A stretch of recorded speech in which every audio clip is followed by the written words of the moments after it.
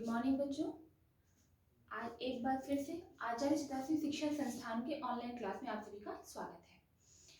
इसके पहले हम पर्यावरण अध्ययन के बारे में पर्यावरण अध्ययन विषय लेकर चल रहे थे, ठीक है। और पर्यावरण अध्ययन में पर्यावरण विषय में हमारी चर्चा हो रही थी पारिस्थितिकी पे। पारिस्थितिकी हम आपको अच्छे से बता चुके थे और अब हम आए थे पारिस्थितिकी तंत्र पर। पारिस्थितिकी तंत्र भी आपको बता चुके थे, अब पारिस्थितिकी तंत्र के घटक पर हमारी चर्चा हो रही थी। हम आगे चर्चा को कंटिन्यू करेंगे।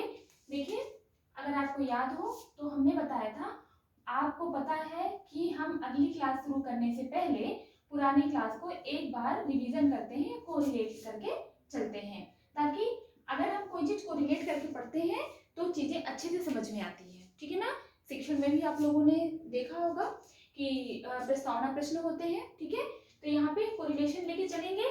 देखिए, पारिस्थितिकी में हमने आपको क्या बताया था? पारिस्थितिकी में हमने आपको दो तंत्र बताया था, दो भाग बताया था। एक जैविक घटक, पारिस्थितिक तंत्र के घटक के बारे में बताए थे ना। एक जैविक के बारे में बताए थे और दूसरा क्या बताए थे? हम अजैविक के बारे में बताए थे। जैविक में आप सभी जानते हैं, जैविक में जितने जंतु और पौधे होते हैं वो सब आते हैं। तो इन जंतु और पौधों को, क्योंकि पारिस्थितिकी नहीं पढ़ रहे हैं हम पारिस्थितिकी तंत्र पढ़ रहे हैं। जब हम पारिस्थितिकी तंत्र पढ़ रहे हैं तो किसी भी चीज की सिस्टमैटिक स्टडी करेंगे, मतलब सिस्टम से पढ़ेंगे, ढंग से पढ़ेंगे, ठीक है। जैसा कि हमने आपको बताया था। तो पारिस्थितिकी तंत्र के घटक की बात हम यहाँ पे कर रहे हैं। किसकी बात कर रहे हैं? पारिस्थितिकी तंत्र के घटक की, ठीक है। तो जैविक घटक, अजैविक घटक हो गया, ठीक है। जैविक घटक में हमने आपको 3 पार्ट बताए थे। कौन कौन से? पहला था आपका उत्पादक, ठीक है, यानी कि प्रोड्यूसर। दूसरा क्या था आपका? उपभोक्ता, यानी कि उपभोक्ता, यानी कि कंज्यूमर, ठीक है ना। दूसरा क्या था आपका? उपभोक्ता यानी कंज्यूमर। तीसरा क्या था आपका? डिकम्पोजर यानी कि अपघटक, ठीक है ना। इन्हीं बातों पे हमारी चर्चा हो रही थी। अजैविक में हमने आपको बताया था, अजैविक वो होते हैं जो मतलब कि हमने ये बताया था कि निर्जीव तत्वों का ऐसा समूह जो जो जिन्हें प्रकृति ने निर्मित किया हो, वो क्या कहलाते हैं? वो आपके अजैविक घटक कहलाते हैं। तो अजैविक घटक में हमने इसको 3 भागों में बांटा था। कौन सा? एक था भौतिक, एक था कार्बनिक और दूसरा था अकार्बनिक, ठीक है ना। भौतिक था, कार्बनिक था और अकार्बनिक था, ठीक है। तो इन्हीं चीज ये कारक है, भौतिक कारक, कार्बनिक कारक, अकार्बनिक कारक, ठीक है। नहीं तो कहेंगे क्या है मैम, ठीक है। अब हमारी चर्चा किस पे हुई थी? हमारी चर्चा उत्पादक पे अच्छे से हो चुकी थी, ठीक है। उत्पादक कौन से होते हैं? उत्पादक हमारे ग्रीन प्लांट होते हैं, यानी हरे पेड़ पौधे होते हैं। Is it clear? और हरे पेड़ पौधे क्या करते हैं? ऊर्जा, हरे पेड़ पौधे ही ऊर्जा का स्रोत होते हैं, क्योंकि हमारे पृथ्वी पर जो एनर्जी है ये हरे पेड़ पौधे इसके उत्पादक करता है। ये यहीं से एनर्जी स्टार्ट होती है, यहीं से उत्पादक क्या है? ग्रीन प्लांट, जो अपना भोजन स्वयं बनाते हैं, जो स्वपोषी होते हैं। और हमने ये बताया था ये अपना भोजन किस क्रिया के माध्यम से बनाते हैं? तो आपको पता होना चाहिए, प्रकाश संश्लेषण क्रिया के माध्यम से बनाते हैं। परीक्षा में एक प्रश्न पूछा जाता है कि सर्वोच्च श्रेणी का पोषक कर्ता कौन है? सर्वोच्च श्रेणी का पोषक कर्ता तो उत्पादक है। सर्वोच्च श्रेणी का पोषक कर्ता कौन है? सॉरी, ये उत्पादक है, उत्पादन करता है। पोषक कर्ता उपभोक्ता है, ठीक है। अब आप देखिए, अपघटक के बारे में उत्पादक हम पढ़ चुके थे, उपभोक्ता हम पढ़ चुके थे। उपभोक्ता के 3 पार्ट थे, कई पार्ट थे। कौन कौन से? पहला था आपका प्राथमिक उपभोक्ता, दूसरा था आपका द्वितीय उपभोक्ता, तीसरा था आपका तृतीय उपभोक्ता, चतुर्थ था आपका उच्च श्रेणी का उपभोक्ता, ठीक है ना। आप पूछते हैं उच्च श्रेणी उपभोक्ता क्या होता है, इससे मैंने आपको बता दिया, ठीक है। मतलब प्रथम, द्वितीय, प्राथमिक उपभोक्ता, द्वितीय उपभोक्ता, तृतीय उपभोक्ता इज सफिशिएंट, बट उच्च श्रेणी का उपभोक्ता इसलिए बता दिया कहीं की किताबों में जिक्र रहता है, तो आप लोग कंफ्यूज ना होइए, ठीक है ना। तो उपभोक्ता कौन है? कंज्यूम कौन करता है? जो उत्पादक द्वारा प्रदान की गई ऊर्जा को कंज्यूम करता है, खाता है, उसे कहते हैं उपभोक्ता। और उपभोक्ता को हम 3 श्रेणियों में बांटे हैं। इसे बांटे थे हम शाकाहारी, ठीक है, जो क्या करते हैं? जो हरे पेड़ पौधों से सीधे भोजन प्राप्त करते हैं। इसे बोले थे हम मांसाहारी, ये क्या करते हैं? ये शाकाहारी जीवों को खाते हैं। ये था सर्वाहारी, जो क्या करते हैं? सीधे शाकाहारी पौधों को भी खाते हैं और खाने वाले मतलब मांसाहारी भी होते हैं। मतलब ये मांस को भी खाते हैं और पेड़ पौधों को भी खाते हैं। और ये भी होता है सर्वाहारी, ये भी होता है उच्च श्रेणी का उपभोक्ता। इसलिए इसका जिक्र हम नहीं किए थे कल, लेकिन आज हमने कर दिया, इसलिए क्योंकि किताबों में लिखा रहेगा तो आपको कंफ्यूजन होगी ये चतुर्थ श्रेणी या उच्च श्रेणी का उपभोक्ता कहाँ से आ गया। ठीक है ना। हमारी बात चल रही थी अपघटन पे, इसको हम छोटा सा एग्जांपल लेके बताए थे। जैसे घास है, घास को कीट खाता है, कीट को मेढक खाता है, मेढक को सांप खाता है, सांप को बाज खाता है। ठीक है ना। एक 3 श्रेणी का लेके गए थे, तो घास है, घास को बकरी खाती है, बकरी को मनुष्य खाता है, या फिर घास है, घास को बकरी खाती है, बकरी को शेर खाता है। तो हम कई सारी खाद्य श्रृंखला को लेकर के पढ़े थे। ठीक है ना। यहाँ पे उत्पादक क्लियर हो गया था, उपभोक्ता क्लियर हो गया था, अपघटक की पे बात चल रही थी, शायद अपघटक भी क्लियर हो गया था। हम अपघटक को पढ़ने के पहले हमने आपसे बताया था कि अपघटक के पहले हम क्या करते हैं, अपघटक के साथ साथ अपमार्जक को भी पढ़ते चलते हैं। मतलब क्या है, ये है आपका प्रोड्यूसर, ये है कंज्यूमर, ये है डिकम्पोजर। डिकम्पोजर के साथ साथ हम स्कैवेंजर को भी पढ़ते हैं, अपमार्जक को भी पढ़ते हैं। और हमने, अगर आपको याद हो तो हमने ये बताया था कि जो अपमार्जक है, अपघटक और अपमार्जक, अपघटक का ही पार्ट होता है अपमार्जक। मतलब अपमार्जक अपघटक के ही एक अंग है। अपघटक भी जीव है, अपमार्जक भी जीव है। यहाँ पे छोटे इसमें समझ लीजिए, ये क्या है, अपमार्जक क्या करते हैं, अपमार्जक इसी का एक अंग है। ठीक है ना। अपमार्जक, अंतर क्या है, अंतर क्या है, अपमार्जक जो होते हैं, ये प्रश्न परीक्षा में पूछा जा चुका है, इसलिए आपको हम यहाँ पे थोड़ा सा पॉइंट आउट करके बता रहे हैं। और 2 बार पूछा गया है, दोनों का उत्तर अलग अलग था। एक बार उसका उत्तर अपघटक था, दूसरा बार उसका उत्तर अपमार्जक था। ठीक है ना। अपघटक इसलिए, जब वहां पे अपमार्जक नहीं होता है तो हम अपघटक को ही ले लेते हैं, क्योंकि अपमार्जक अपघटक का एक अंग है। लेकिन अगर अपघटक और अपमार्जक दोनों होंगे तो हम अपमार्जक को ही लेंगे। अपमार्जक ये भी जीव है, ये भी जीव है, क्योंकि तभी इसका अध्ययन हम जैविक में कर रहे हैं। अपमार्जक ऐसे जीव हैं जो वातावरण से जीवों को खा करके नष्ट कर देते हैं और सफाई कर देते हैं, सड़ने गलने से वातावरण में बचा देते हैं। जैसे कुत्ता, कौवा, बाज, चील, गिद्ध एक्सेट्रा। कल हमने बताया था, ये क्या करते हैं, ये मृत जीवों को सीधे खाते हैं और खा करके खत्म कर देते हैं, वातावरण में वो सड़ने गलने नहीं पाते हैं। लेकिन अपघटक क्या करते हैं, अपघटक मृत जीवों के या मृत पौधों के अंदर प्रवेश कर जाते हैं और रासायनिक क्रिया करना प्रारंभ कर देते हैं और इसके द्वारा उसे ह्यूमस में कन्वर्ट करके मिट्टी में पुनः मिला देते हैं। ठीक है ना। ह्यूमस में कन्वर्ट करके पुनः मृदा में उसको मिला देते हैं। तो इसे क्या कहते हैं, अपमार्जक को हम क्या कहते हैं, प्रकृति का मेहतर कहते हैं या प्रकृति का सफाई कर्मी कहते हैं। यही प्रश्न आया था, एक बार आया था, प्रकृति का सफाई कर्मी किसे कहते हैं। उत्तर था उत्पादक, उपभोक्ता, अपघटक, इनमें से कोई नहीं। तो वहां पे अपघटक आंसर हुआ था, आयोग ने अपघटक को आंसर माना था। क्यों माना था, क्योंकि अपघटक के अंतर्गत ही अपमार्जक आते हैं। लेकिन एक बार प्रश्न आया था, प्रकृति का सफाई कर्मी मेहतर किसे कहते हैं। उत्तर था उत्पादक, उपभोक्ता, अपघटक, अपमार्जक। तो वहां पे कहने का अर्थ, एग्जामिनर आपसे सीधा सवाल कर रहा है, तो वहां पे इसका उत्तर अपमार्जक हुआ था। ठीक है। इसलिए हम इन दोनों को पॉइंट आउट करते चल रहे हैं। अपमार्जक क्या करते हैं, अपमार्जक मृत जीवों को खाते हैं और मृत जीवों को खा के खत्म कर देते हैं, प्रकृति में सड़ने गलने से बचाते हैं। और अपघटक क्या करते हैं, ये भी मृत जीवों को खाते हैं, लेकिन मृत जीवों के शरीर में रासायनिक क्रिया करके उसमें उपस्थित जटिल कार्बनिक यौगिक को सरल कार्बनिक यौगिक कन्वर्ट करके मृदा में पुनः मिला देते हैं। ऐसा करने की वजह से ही इसको क्या कहते हैं, इसको पोषण का चक्रदाता कहते हैं। अपघटक को क्या कहते हैं, पोषण का चक्रदाता। क्यों कहते हैं, क्योंकि उत्पादक है, उत्पादक क्या किया, सूर्य ऊर्जा प्राप्त किया। ठीक है ना। उत्पादक को कौन कंज्यूम किया, उपभोक्ता कंज्यूम किया। उपभोक्ता में प्रथम, द्वितीय, तृतीय एंड सो ऑन चलता चला आया, इसकी यहाँ पे जरूरत नहीं है। ठीक है, इसलिए इसको हटा ले रहे हैं। उपभोक्ता कैटेगराइजेशन कर चुके हैं।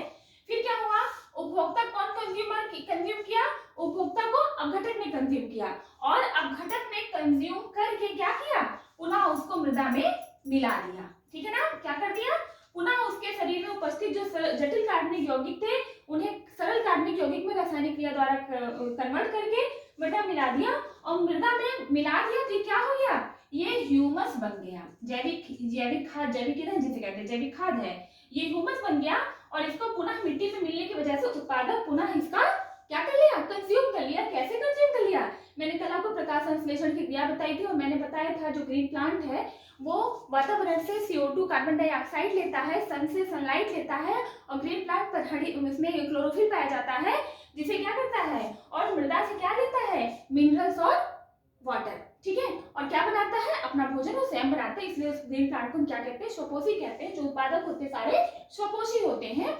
इसीलिए प्रकृति में जो ऊर्जा का स्रोत है, जो पृथ्वी पर ऊर्जा का स्रोत है, ये ही उत्पादक है। जो सन से एनर्जी, ऊर्जा का स्रोत तो सन है, लेकिन सन से सीधे एनर्जी सिर्फ उत्पादक प्राप्त कर सकते हैं, बाकी उपभोक्ता उत्पादक को कंज्यूम करके प्राप्त करता है, अब घटक भी उपभोक्ता कंज्यूम करके प्राप्त करता है। ना ये ऊर्जा के इस क्रम को कोई तोड़ता नहीं है, ना ही ये ऊर्जा का ये क्रम कभी टूट सकता है, ठीक है ना। तो ये क्या हुआ, इसीलिए इसे जो घटक है अपमार्जक को क्या कहते हैं, प्रकृति का मेहतर या प्रकृति का सफाई कर्मी। और अपघटक को क्या करते हैं, कहते हैं अपघटक कहते हैं पोषण का चक्रण दाता। और क्यों कहते हैं, ये आप देख रहे हैं, सन से एनर्जी, उत्पादक से उपभोक्ता, उपभोक्ता से अपघटक, अपघटक से सड़ गल के पुनः ह्यूमस। लेकिन ये काम अपमार्जक नहीं करता है, अपमार्जक खा करके मृत जंतुओं को खत्म कर देता है। और जो अपघटक का उदाहरण कई सारे छोटे जीव हैं, लेकिन इसमें कवक और शैवाल मेन है, ठीक है ना। मेन एग्जाम्पल इसका कवक और शैवाल है, ठीक है, कॉन्सेप्ट क्लियर करते चलिएगा। कवक और शैवाल है, ये क्या करते हैं, जब भी कोई जंतु, कोई पौधे मृत होते हैं तो उनके जीवों के मृत कल, मैंने एक कुत्ता का उदाहरण लिया था, कुत्ता कोई मर जाता है तो पहले वो फूलता है। फूलता क्यों है, क्योंकि उसके अंदर जीव प्रवेश करते हैं और इसका असर सिर्फ नम स्थानों पर ही चलता है। मैंने एक लट्ठी के लट्ठे का भी उदाहरण लिया था कि वो नम स्थान पे रखा है, तो जो भाग उसका नम के स्थान की तरफ है वो उसमें सड़न पैदा होने लगेगी, सड़ना शुरू हो जाएगा, और जो भाग उसका जिसपे सूर्य का प्रकाश आ रहा है, जो भाग सूखे में है, वो वहां पे सड़न नहीं पैदा होगी और वो वैसे ज्यों का त्यों बना रहेगा, ठीक है ना। ये चीज हम पढ़े। अब हम आते हैं इसके भौतिक कारक पर, किसे कहते हैं। अब हमको यहाँ पे ये चीज समझ में आया होगा, जो जैविक घटक है उसमें सारे समझ गए होंगे। हम उत्पादक भी क्लियर हो गया, उपभोक्ता भी क्लियर हो गया, अपघटक भी क्लियर हो गया, अपमार्जक भी क्लियर हो गया। इसे क्या कहते हैं, पोषण दाता, चक्रण, पोषण का चक्रण दाता कहते हैं। और अपमार्जक क्या कहते हैं, सफाई कर्मी कहते हैं या प्रकृति का मेहतर कहते हैं, ठीक है ना। ये क्लियर हुआ, ठीक है। अब देखिए अजैविक घटक। अजैविक घटक में भौतिक कारक, भौतिक कारक में देखिए सिंपल सी बात, एकदम आसानी से समझिएगा। भौतिक कारक ऐसे होते हैं जो जीव के, जो सीधे किसी जीव के वृद्धि और विकास को क्या करते हैं, बाधित करते हैं। मतलब कि इनकी अधिकता हो जाए तो भी वृद्धि और विकास बाधित हो जाएगा, इनकी कमी हो जाएगी तब भी वृद्धि और विकास बाधित हो जाएगा। क्योंकि भौतिक कारक ताप दाब और पदार्थ, ताप दाब मात्रा आप फिजिक्स में पढ़े होंगे, वही है ही है। ये क्या करते हैं, भौतिक कारक सीधे किसी भी पशु पक्षी या किसी भी जीव के, पशु पक्षी भी जीव ही है, उनके वृद्धि और विकास को क्या करते हैं, प्रभावित करते हैं, ठीक है। कैसे प्रभावित करते हैं, जैसे उदाहरण लेते हैं हम, सूर्य का प्रकाश, ठीक है ना, सनलाइट, सूर्य का प्रकाश। अब एग्जाम्पल ले लीजिए, कोई ऐसी जगह इसकी अधिकता भी गलत होती है, इसकी निम्न मात्रा भी गलत होती है। मतलब ये एक संतुलन की अवस्था में रहे, संतुलन की स्थिति में रहे, तभी जीव का वृद्धि और विकास सुगमता से होगा। अगर ये इसकी संतुलन की स्थिति बिगड़ती है तो जीवों का वृद्धि और विकास दोनों बाधित हो जाएगा, ठीक है ना। जैसे सूर्य का प्रकाश, सूर्य का प्रकाश, एक सपोज करिए किसी स्थान पे सूर्य का प्रकाश ज्यादा आता है तो क्या होगा, क्या वहां पे जीव सही से रह पाएंगे, वो सब जल जाएंगे, नहीं रह पाएंगे। और किसी स्थान पे सूर्य का प्रकाश बिल्कुल भी ना जाता हो तो क्या वहां पे रह पाएंगे, वहां भी नहीं पनप पाएंगे। इसका मतलब ये है कि इनकी एक नियत मात्रा की आवश्यकता है, इनकी वृद्धि और विकास में इनकी अधिकता या इनकी कमी दोनों पौधों पर नकारात्मक प्रभाव डालती है, ठीक है। जैसे राजस्थान गर्म एरिया है तो क्या वहां पे सारे पेड़ पौधे अच्छे से जीवित रहते हैं, नहीं। जैसे सबसे ठंडा स्थान, जैसे ठंडे स्थान लद्दाख को ले लीजिए, क्या वहां पे जीव वनस्पतियां सब रहती हैं, नहीं रहती हैं। तो कहने का आशय ये है, ये भौतिक कारक जैसे सूर्य का प्रकाश। एक उदाहरण और हम लेके चलते हैं, ठीक है ना। उस उदाहरण में हम ले लेते हैं तापमान। देखिए एक नियत तापमान पर ही कोई पौधा या कोई जंतु ठीक से वृद्धि और विकास कर सकते हैं, ठीक है। तापमान ज्यादा, आवश्यकता से ज्यादा हुआ तब भी नकारात्मक प्रभाव डालेगा, तापमान आवश्यकता से कम हुआ तब भी नकारात्मक प्रभाव डालेगा। ठीक ऐसे ही हो गई आर्द्रता, वायु, जल। देखिए ज्यादा जल की मात्रा देने पे, ज्यादा बारिश होने पे फसल बर्बाद हो जाती है, ठीक है ना।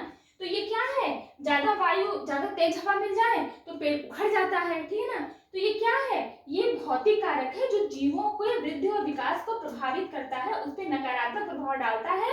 अगर इसकी संतुलन की मात्रा या इसकी मात्रा जो नियत होनी चाहिए वो नहीं होती, उससे ज्यादा या कम होती है, तो ये क्या है, भौतिक कारक है। अब हम कार्बनिक कारक की बात करते हैं। तो कार्बनिक का मतलब ही हुआ जिसमें कार्बन पाया जाता हो, अकार्बनिक का मतलब ही हुआ जिसमें कार्बन ना पाया जाता हो। Is it clear? कार्बनिक का मतलब क्या हुआ, जिसमें कार्बन पाया जाता हो। अकार्बनिक का मतलब क्या हुआ, जिसमें कार्बन ना पाया जाता हो। तो ये क्या है, कार्बन पाया किसमें जाता है, कार्बन नहीं पाया जाता। कार्बन किसमें पाया जाता है, जैसे कार्बोहाइड्रेट हुआ, ठीक है ना। जैसे आपका कार्बोहाइड्रेट हुआ, प्रोटीन हुआ और फैट हुआ, इन सब में कार्बन पाया जाता है। ये सभी पौधों की वृद्धि और पौधे या जंतु जीवों की वृद्धि विकास के लिए जरूरत होते हैं। जैसे आपका हो गया कार्बोहाइड्रेट। कार्बोहाइड्रेट कहने का तो सिर्फ इतना समझ लीजिए, इतना समझ लीजिए, जिसको हम सीधा ग्रहण करते हैं वो अकार्बनिक हुआ, जिसे हम सीधा नहीं ग्रहण करते हैं, जिसे हम किसी प्रक्रिया के दौरान हमें प्राप्त होता है, वो कार्बनिक हुआ। जैसे कार्बोहाइड्रेट हमें कहीं से उसका कोई सीधा स्रोत नहीं है। हम चावल खाते हैं, चावल से हमें कार्बोहाइड्रेट मिलता है। हम घी खाते हैं, हम तेल खाते हैं, उससे हमें फैट यानी कि वसा हमें प्राप्त होती है।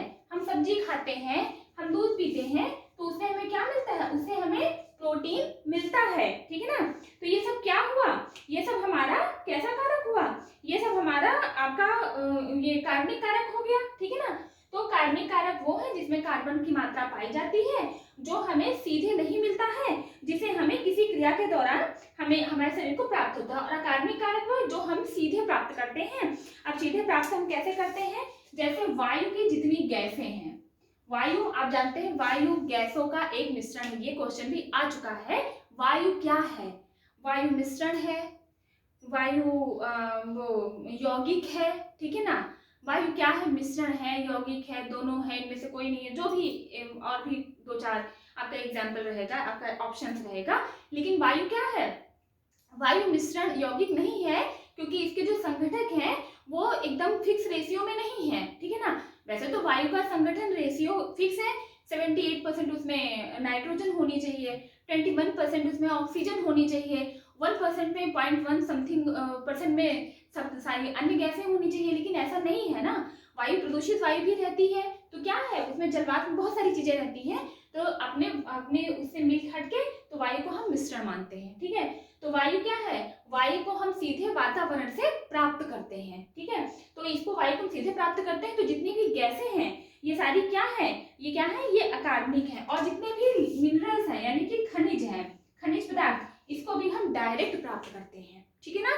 ये भी हम डायरेक्ट प्राप्त करते हैं, और वो भी हम, और इसको हम डायरेक्ट नहीं प्राप्त करते हैं, मतलब जो हमें सीधा प्राप्त कर सके उसे कार्बनिक कहते हैं, जिसमें कार्बन पाया जाता है। और जो सीधे से नहीं प्राप्त कर सकते उसे अकार्बनिक कहते हैं। और सभी सभी क्या करते हैं, पौधों के वृद्धि और विकास के लिए आवश्यक होते हैं, ठीक है ना। ये क्या है, ये सभी पौधों के वृद्धि और विकास के लिए आवश्यक होते हैं, मतलब ये सब हमारे पारितंत्र में पाए जाते हैं, जो पौधों के वृद्धि और विकास के लिए जरूरी है, ठीक है। यहाँ तक हम चर्चा कर चुके हैं। हमारे लगभग पहली यूनिट का जो पहला पार्ट था वो खत्म हो रहा है, क्योंकि उसमें आपका एनवायरमेंट था, एनवायरमेंट के कंपोनेंट थे, आपका इकोलॉजी था, इकोसिस्टम था, और mans and between relationship between mans and environment था। ये सारी चीज कंप्लीट हो चुकी है। कल हमारी बातचीत होगी पर्यावरण पर्यावरण के अन्य पहलुओं पे, जो आपका कोर्स में होगा, ठीक है। इसको आप स्क्रीनशॉट ले सकते हैं और आप प्रॉपर नोट्स बनाइए, प्रॉपर पढ़ाई करिए, क्लासेस आपको प्रॉपर मिलेगी। Thank you.